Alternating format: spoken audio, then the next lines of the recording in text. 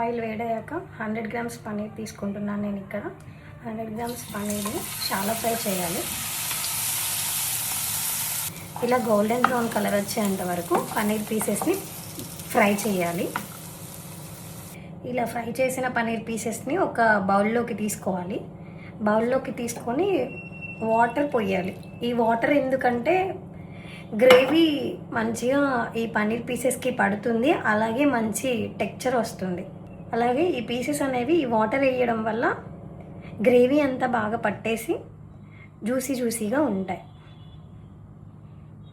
మళ్ళీ వేరొక ప్యాన్ తీసుకొని ఒక స్పూన్ ధనియాలు, ఒక 8 పీసెస్ కాజు,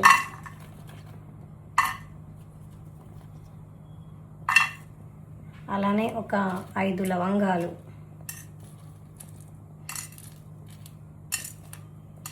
2 ఇలాచి,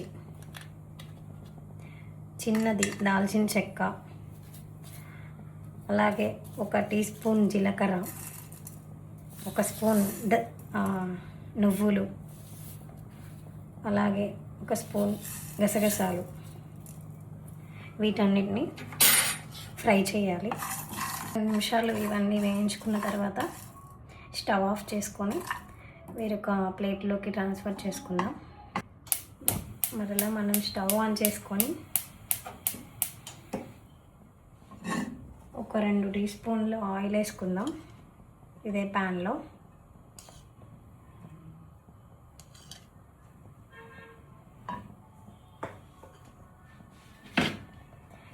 ఇక్కడ నేను గ్రేవీ కోసం ఒక టమాటో, అంటే ఇది ఒక 50 గ్రామ్స్, ఇది ఒక 50 గ్రామ్స్ ఆనియన్ సన్నగా కట్ చేసుకొని వీటిని ఫ్రై చేసుకుందాం. లైట్గా జస్ట్ పచ్చి వాసన పోయేంత వరకు ఫ్రై చేసుకుంటే సరిపోతుంది.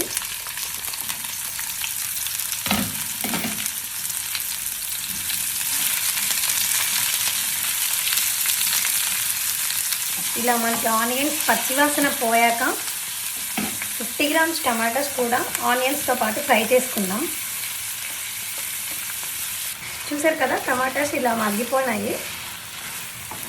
ఇంత దగ్గర పడే వరకు వీటిని ఫ్రై చేసుకుంటే సరిపోతుంది. వీటిని ఇప్పుడు మిక్సీలో వేసి మనం మెత్తగా మిక్సీ పట్టుకుందాం.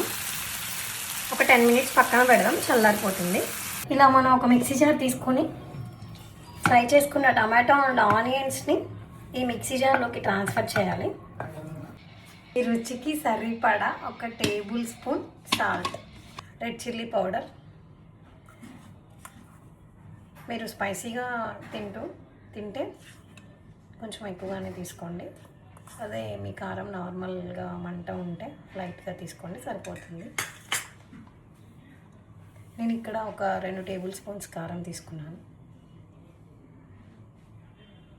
అలానే ఇందాక మనం ఫ్రై చేసుకున్నాం కదా, ఈ స్పైసెస్ అన్నిటిని ఇందులోనే వేసేయాలి.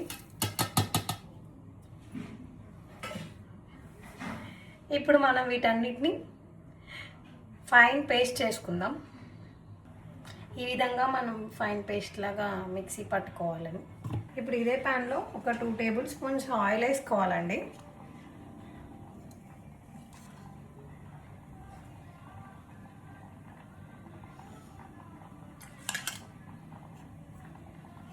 ఇలా ఆయిల్ కొంచెం వేడయ్యాక అలాగే కొంచెం జీలకర్ర,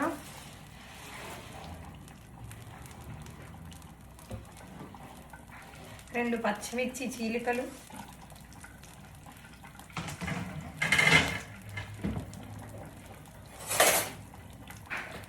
ఈ విధంగా కొంచెం ఫ్రై అయ్యాక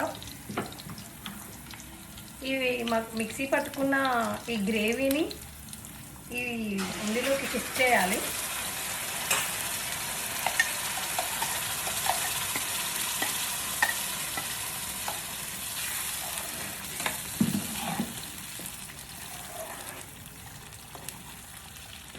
ఇది కొంచెం పచ్చివాసన పోయే వరకు, ఆయిల్ పైకి తేలే వరకు ఇలా ఫ్రై చేసుకోవాలి.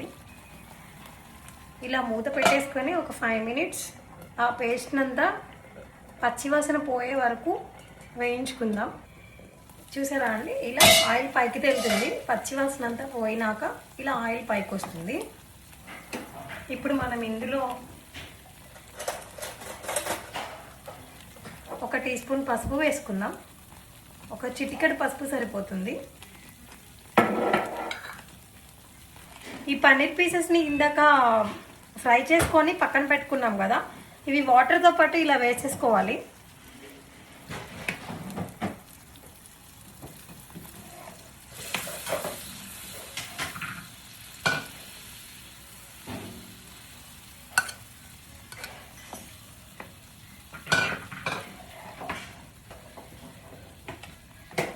ఇలా మంచిగా పన్నీర్ పీసెస్ ఈ గ్రేవీ కర్రీకి కలిసేటట్టు మంచిగా కలుపుకోవాలి.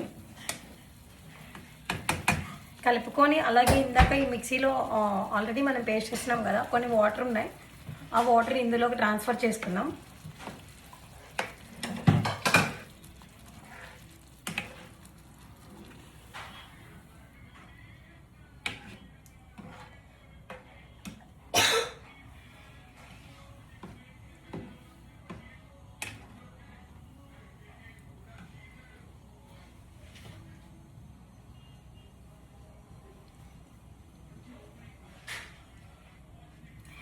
ఇప్పుడు ఇందులో కొంచెం మనం కరివేపాకును వేసుకుందాం.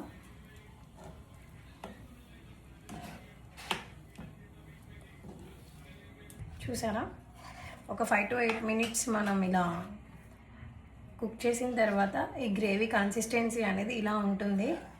లాస్ట్లో మనం కొంచెం కొత్తిమీర అలాగే కొంచెం కసూరి మెతి వేసుకొని అంతా బాగా కలిసేలా తిప్పుకుంటే ఒకసారి సరిపోతుంది. మన పన్నీర్ గ్రేవీ కర్రీ రెడీ అయిపోయింది.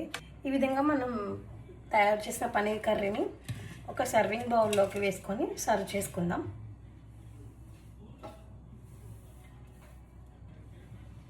ఎంతో రుచికరమైన పన్నీర్ గ్రేవీ కర్రీ రెడీ అయిపోయింది. ఈ కర్రీని మనం చపాతీల్లోకి లేదా పలావ్లోకి తినొచ్చు. చాలా బాగుంటుంది, చాలా టేస్టీగా ఉంటుంది. మీకు నచ్చితే ఈ విధంగా ట్రై చేసి చూడండి ఒకసారి, చాలా బాగుంటుంది. అండ్ అలాగే నా ఛానల్ని సబ్స్క్రైబ్ చేయండి, లైక్ చేయండి, సపోర్ట్ చేయండి. Thank you so much.